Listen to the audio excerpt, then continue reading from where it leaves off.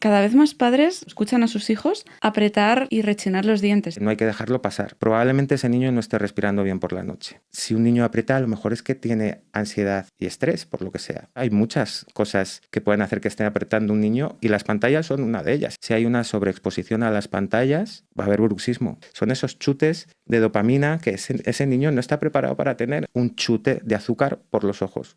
Es que es así. Oh. Esas pantallas son súper dañinas para el desarrollo y el neurodesarrollo de los niños. Las generaciones posteriores a nosotros son las primeras que se han criado con pantallas. Vamos a ver qué va a pasar con sus diabetes, qué va a pasar con muchas cosas. Sí. Y lo vamos a ver nosotros. Lo vamos a ver a base De palos. Sí, totalmente.